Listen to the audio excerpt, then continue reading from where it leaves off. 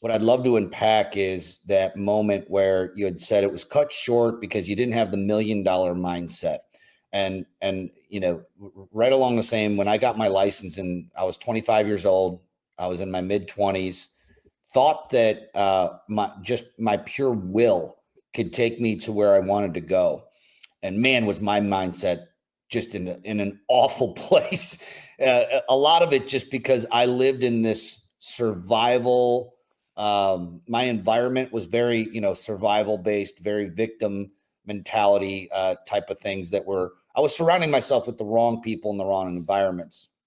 And I take responsibility for that, but that's just where I was. And so I had to have some kind of a realization. It wasn't until for me that I met somebody. I met this person. I had actually known him for a few years, but he brought me to a Tony Robbins. I'll never forget it. We flew to Chicago and we went to a Tony Robbins UPW event where you walk on coals, which I said I would never do. And I did it anyway.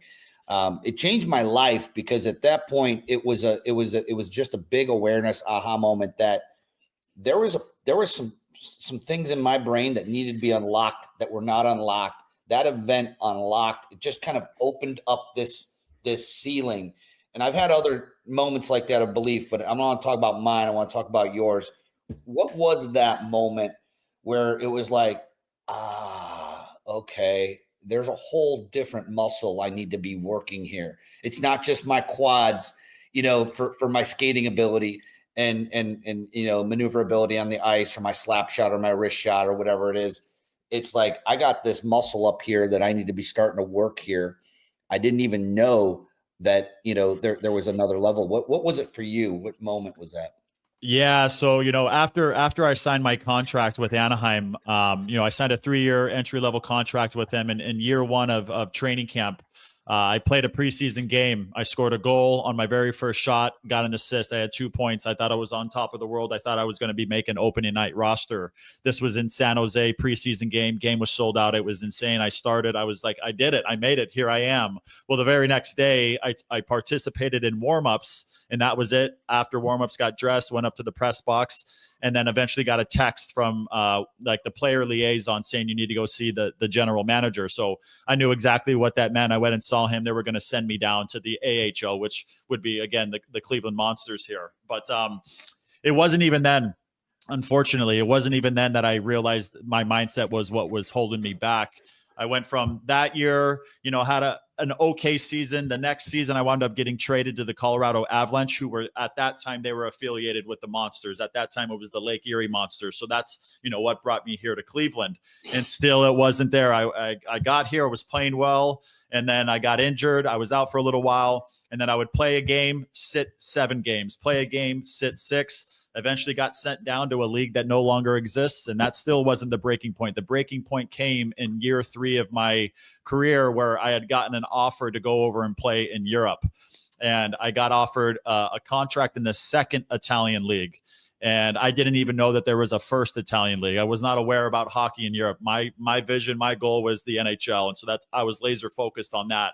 So now I'm in this 2nd Italian league, and there, yes, it's a passion of the guys on my team, the local players, but it was more of just a hobby for them. They had a typical 9-to-5 job. We would practice at nighttime. And so, these guys weren't out there practicing all summer long like, I was as an actual pro. These guys were more amateurs.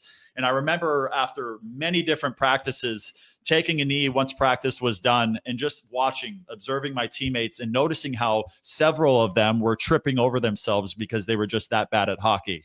And that's fine. I don't care about that, but I realized in that moment, holy heck, I just went from an NHL contract to the 2nd Italian league. Like, what happened? What's gone on here? And I realized in that moment that I was the problem within all of the situations in my life. But I found that inside of that problem was also the solution, and I'm the solution as well. So that's the year I started picking up, mental toughness books, mental strength books that really, again, got me into understanding that that was the only thing I hadn't been exercising at that time, and go ahead. No, I was gonna say, Jake, what was that? I mean, was it just in the moment where it just finally all sunk in? You're just sitting there and you're seeing these guys tripping over each other, but they probably have the biggest smiles on their faces and they're just loving every dang second of it. But, you know, for you, you could have still latched on even deeper to that victim mentality and really, you know, carried that burden with you throughout the rest of your life, and, you know, made everybody else around you even more miserable, you know, than even you were. So was it just because what I find even in myself, right, it's just, you know, lack of awareness, right? You're not even solution aware. You're not problem aware. And it's sometimes, you know, we just have that stronger relationship with the window than we do with the mirror. And was it for you just like, holy shit, like this is real. I'm in Europe. I'm this far away from my family. I'm in a league that I didn't even know it existed, but these dudes are terrible, but they're having the time of their life.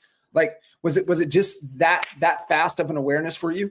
So it was a little bit of that, but then it was also, you know, while reading these books, what it opened me up to is becoming more aware of myself and more introspective, you know. And at that time I was doing everything physical. I was doing everything that NHL players do physically.